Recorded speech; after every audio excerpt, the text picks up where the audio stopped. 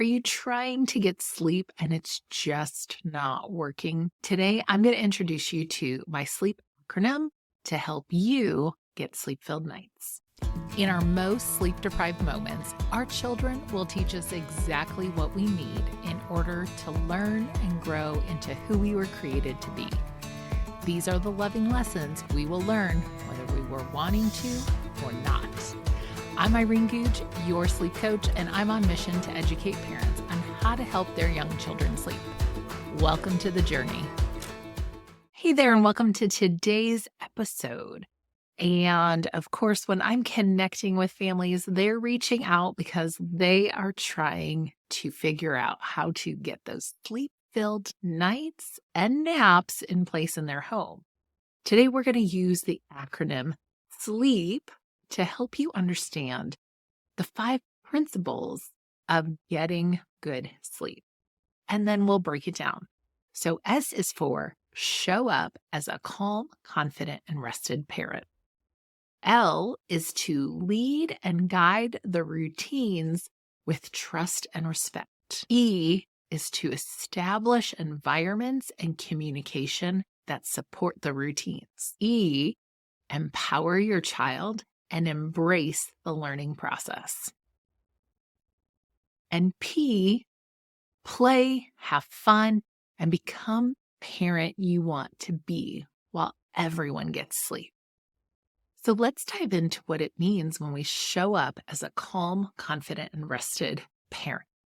I believe that this is the skill set that we can learn and acquire as parents.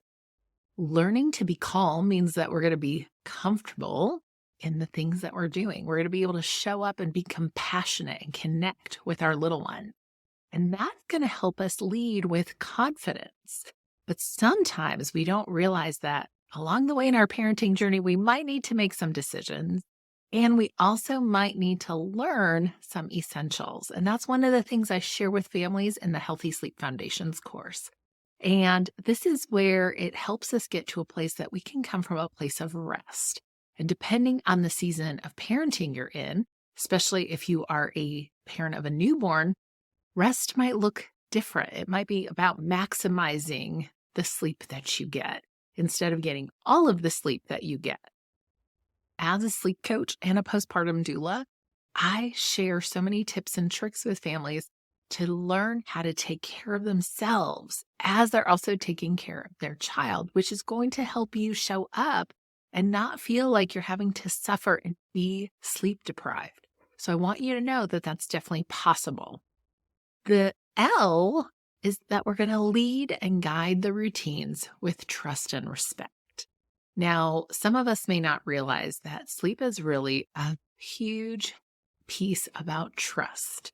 And for so many years, I had trust issues, and I didn't realize that.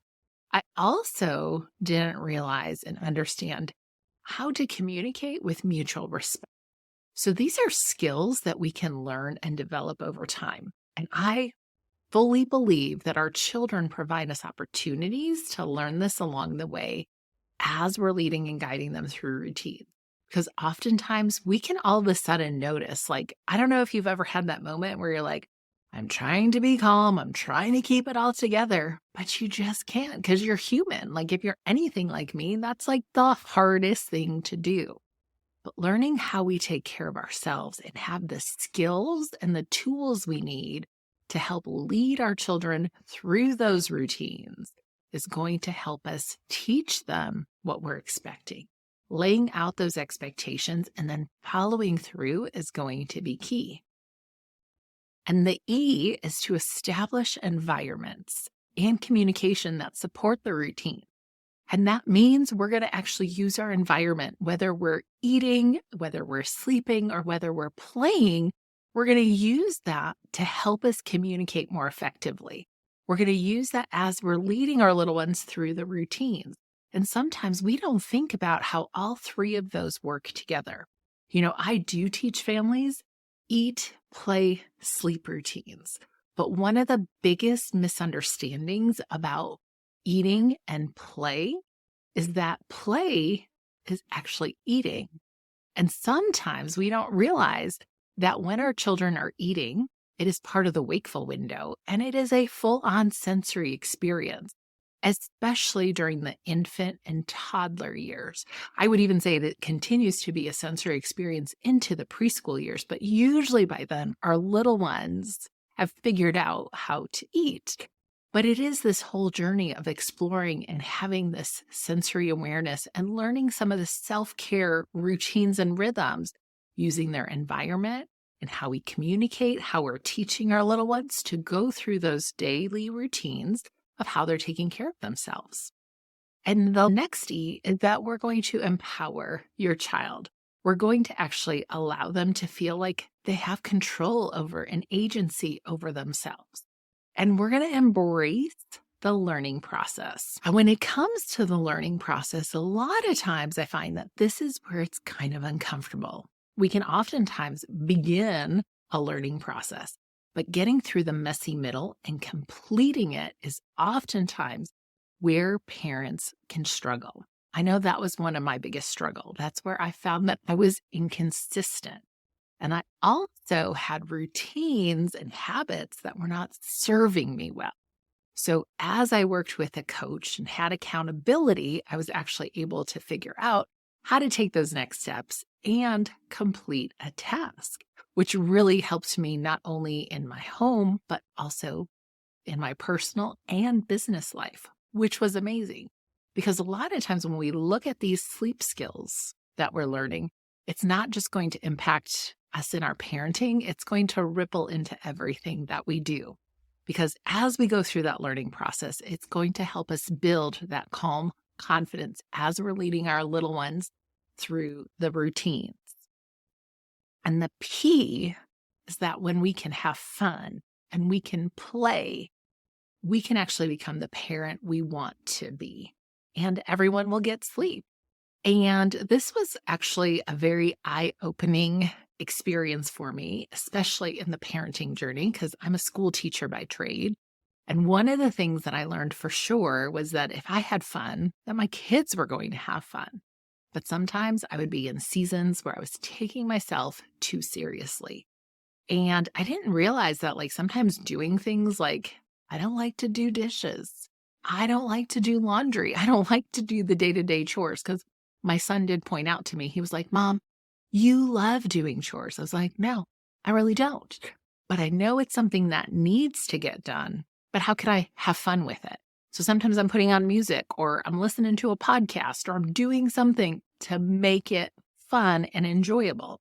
When my children were little, we would do a lot of things, have dance parties, blow bubbles, and do things to get through the hard, mundane, ordinary moments of parenting. So when we can play and have fun through it, it's going to help us become the parent we want to be and how we want to show up. And so if you are trying to figure out what's keeping your child up at night, what's making those nap times so challenging, I'm going to encourage you to check out down below the 6 things that kept your child from sleeping last night. As you go through this free video series, you're going to be able to see the different areas. And there's one that you might be surprised how it might be impacting and robbing you of those sleep-filled nights. I want to take a moment to give you an example of one of the ways that I would lead and guide my children through transitions, because I don't know about you in your house, but transitions are always hard. Getting shoes on, in car seats, having snacks and all the things can be really challenging. So the first thing was that I would actually share the responsibility of making sure everybody helped get their cups together. Of course, it would be an age-appropriate expectation when they were a toddler or preschooler and could actually help with that. So giving responsibilities as we were getting ready to leave was really helpful. Then we actually had a place for each child to sit. And I'm talking about a season when I was doing home daycare and had multiple children in my home. So then we would all sit down and everybody would get their shoes on. One of the things that I would say to the children is I would say, show me how you try to put your shoe on. And even if they were just a little one and couldn't do it, I would give them their shoes so they would have the chance and opportunity to practice while I was getting shoes on some of the other kiddos.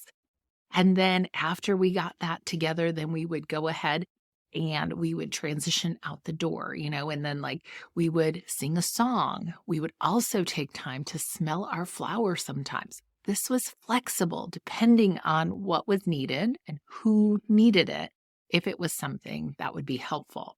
In the group coaching program, Sleep Coaching Success, I give all kinds of tips and tricks with this so that you fill your back pockets with these tips so that you can use them as you need them. And so that was one of the things that was super helpful for me as I was leaving the house. So sometimes we would smell our flower and take a deep breath and blow out the candle. And sometimes we would sing a song. Sometimes we would stomp it out. But the entire time I was teaching my children, this is what it looks like when we're leaving the house. These are the actions that we take, and working to get communication and connection happening at the same time. And I do think that there was an element of fun that I brought in and made it playful, so it was enjoyable. Because you know what? Sometimes if I was really serious or had to be somewhere at a certain time, I could feel very stressed and share that with them. And of course I did.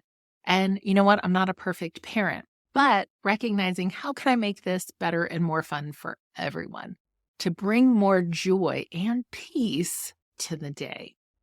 So again, it's a journey in our parenting that we're learning and growing. And by taking imperfect action and taking steps to figure out, how do I learn some of these essentials? What decisions do I need to make can be helpful. I'll share a link to the Sleep Coaching Success group coaching program. So you're welcome to join us. It has rolling attendance, so you can hop in anytime because this is your personal sleep journey. So as you think about getting sleep in your home, think about using the sleep acronym and see if you are showing up as a calm, confident, and rested parent. Are you leading and guiding the routines with trust and respect?